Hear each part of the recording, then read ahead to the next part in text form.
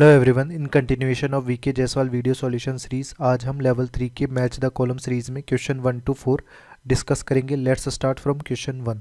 Question 1 में हमारे पास column first में कुछ कंपाउंड्स दिए गए और उन कंपाउंड्स के रेस्पेक्टिव प्रॉपर्टीज अपने को कॉलम सेकंड में मैच करनी है। सबसे पहले हमारे पास दिया गया B3N3H6 जिसे अपन बोरा जीन भी बोलते हैं। यहाँ पर अपन स्ट्रक्चर यदि देखें B3N3H6 का ये स्ट्रक्चर हमारे पास आता है। अब इसमें बोरोन जो है उसके पास में वैकेंट पी ऑर्बिटल होंगे, sp2 हाइब्रिडाइज्ड है और नाइट्रोजन के पास लोन पेयर अवेलेबल है, तो ये अपना लोन पेयर इसको डोनेट कर देता है। इस डोनेशन को अपन बोलते हैं बैक बॉन्डिंग। तो यहाँ पर जो बॉन्ड बनेगा वो बैक बॉन्ड बनेगा और ये जो पाई बॉन्ड बन रहा है बाय बैक बॉन्डिंग ये हमारा डीलोकलाइज्ड होगा, इसलिए दो डिफरेंट रेजोनेटिंग स्ट्रक्चर्स भी यहाँ पर अपने को मिल रही होगी। इसमें बोरोन और नाइट्रोजन दोनों ही क्या है, sp2 हाइब्रिडाइज्ड है।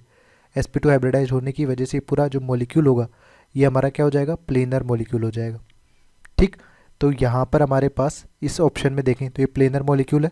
इसके अलावा यहाँ पे कोऑर्डिनेट बॉन्ड नहीं है, यहाँ पर स्टैटिक कोई डोनेशन वाली टेंडेंसी नहीं हो रही है, ये हमेशा डीलोकलाइज्ड फैशन में यानी रेजोनेंस वाली फिनोमिना हो रही है, तो केवल बैक बॉन्ड है यहाँ पर, तो ये ऐसा हो जाएगा। अब नॉन पोलर कंपाउंड के लिए अपने पास जो नेट डायपोल मोमेंट होना चाहिए वो होना चाहिए किस के बराबर, 0 के बराबर। अब यहाँ पर आप देखिए, यहाँ पर बोरोन और नाइट्रोजन हमारे पास कुछ इस तरह से हो जाएगा, इस केस में अपन देखें तो ये कुछ इस तरह से हो जाएगा। तो यहाँ पर आप कम्बिनेशन आप देखेंगे तो ये इस तरह से आएगा और यहाँ पर कम्बिनेशन देखेंगे तो कुछ इस तरह से ये जाएगा। तो इसका जो नेट डायपोल मोमेंट होगा वो किस डायरेक्शन में होगा, अपवर्ड डायरेक्शन में होगा, और यहाँ पर इसका जो डायपोल मोमेंट होगा वो डाउनवर्ड डायरेक्शन में होगा।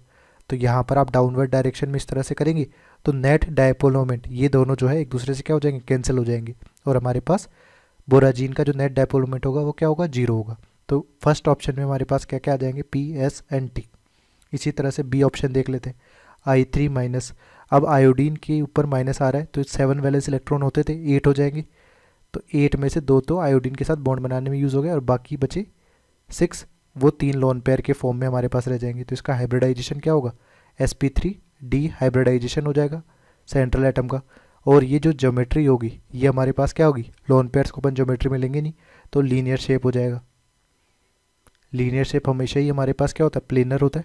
क्या आप एक प्लेन में तीनों एटम्स को क्या रख सकते हो, एक साथ रख सकते हो। तो यहाँ पर हमारे पास प्लेनर ज्योमेट्री हो गई। इसके अलावा यहाँ पर I3 माइनस जो बनता है उसका फॉर्मेशन आप करते हैं किससे, I2 प्लस I माइनस से। तो ये जो I माइनस है वो I2 के साथ में क्या हो रहा होगा, कोऑर्डिनेट बॉन्ड का फॉर्मेशन करता है। कुछ इस तरह से ये स्ट्रक्चर अपने को दिया रहता है।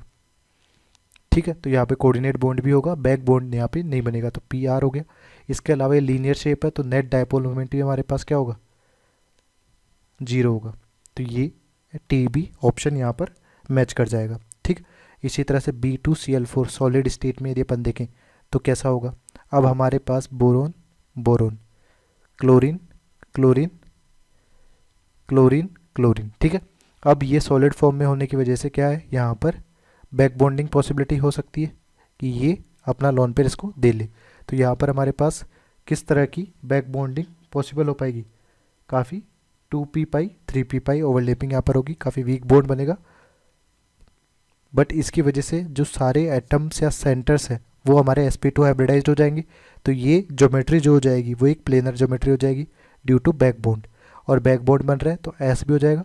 और ओवरऑल सिमेट्रिकल स्ट्रक्चर है तो नेट डायपोल मोमेंट भी हमारा 0 हो जाएगा, तो ये T हो गया। इसी तरह से SiF4 की बात करें तो SiF4 में भी हमारे पास क्या हो सकता है तो ये टेट्राहेड्रल अरेंजमेंट।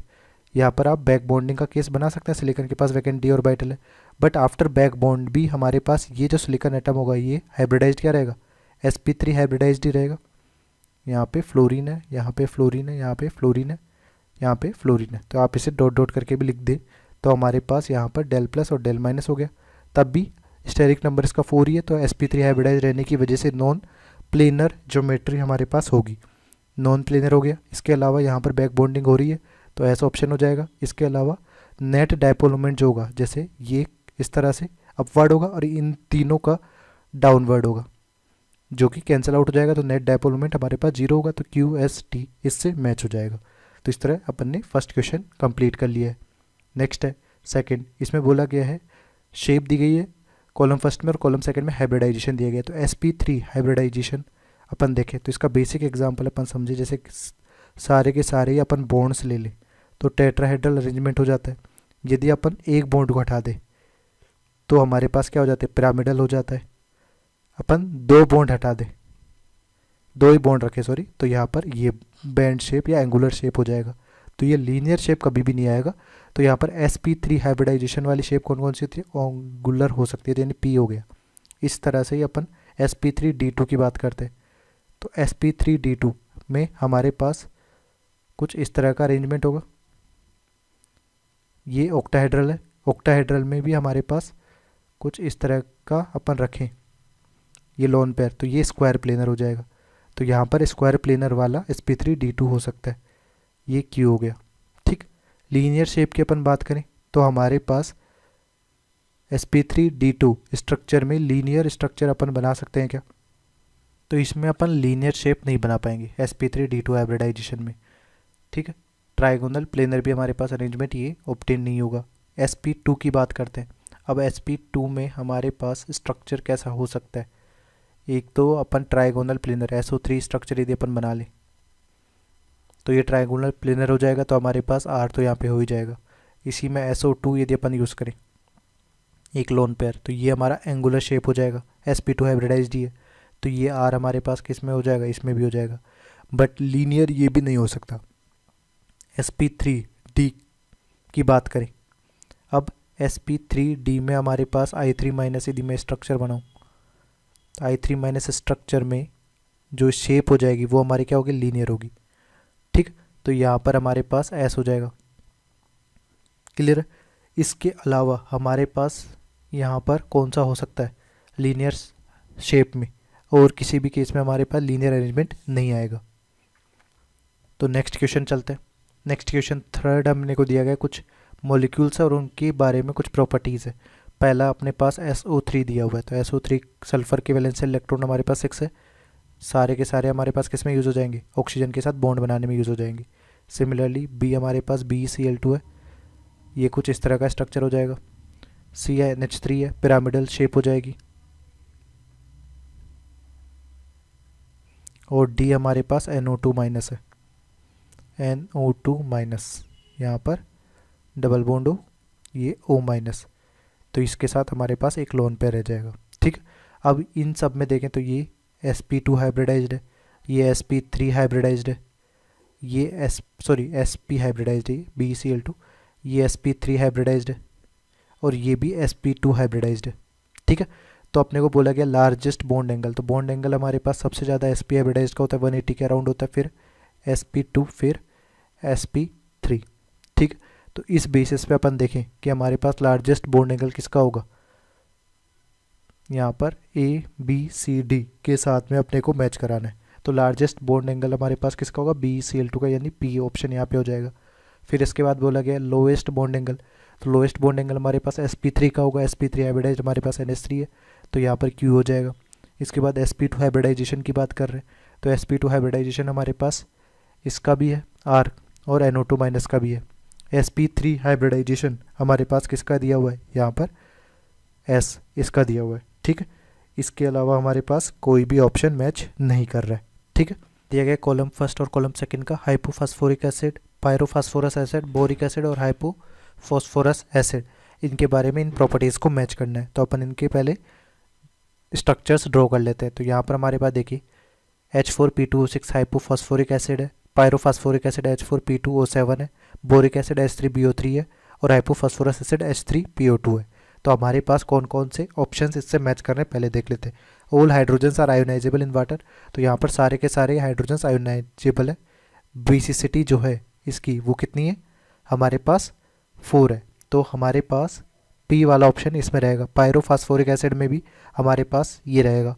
बोरिक एसिड में हमारे पास H3BO3 जो स्ट्रक्चर है उसका एक भी H+ डोनेट करने की टेंडेंसी नहीं होती है, इसकी टेंडेंसी केवल OH- को एक्सेप्ट करने की होती है। तो ये एक लुईस एसिड की तरह बिहेव करता है और एडक्ट का फॉर्मेशन कर लेगा, यानी BOH का होल 4-।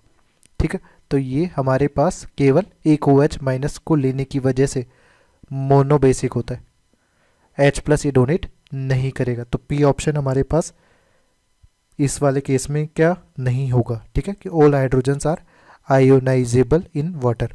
हाइपोफास्फोरस एसिड की बात करें तो H3PO2 में भी ये वाली प्रॉपर्टी नहीं है। इसी तरह यहाँ पे अपन देखें कि लुईस एसिड इन वाटर, तो हमारे पास फास्फोरस यहाँ पे +4 ऑक्सीडेशन स्टेट में, एक में हमारे पास फास्फोरस क्या है +3 और +5 ऑक्सीडेशन स्टेट में। यहाँ पे भी हमारे पास -2 -1 -1 -1, यहाँ पे +5 ऑक्सीडेशन स्टेट में, तो ये दोनों ही हमारे पास लुईस एसिड की तरह बिहेव कर रहे हैं, तो यहाँ पर Q और Q। इसके साथ साथ बोरिक एसिड भी हमारे पास लुईस एसिड की तरह बिहेव करेगा ही करेगा, क्योंकि हमारे पास क्या करेगा OH- को ये वाटर से ले सकता है, तो यहाँ पर ये हो जाएगा। इसके बाद हाइपोफॉस्फोरस एसिड की अपन यदि बात करें तो लुईस एसिड हमारे पास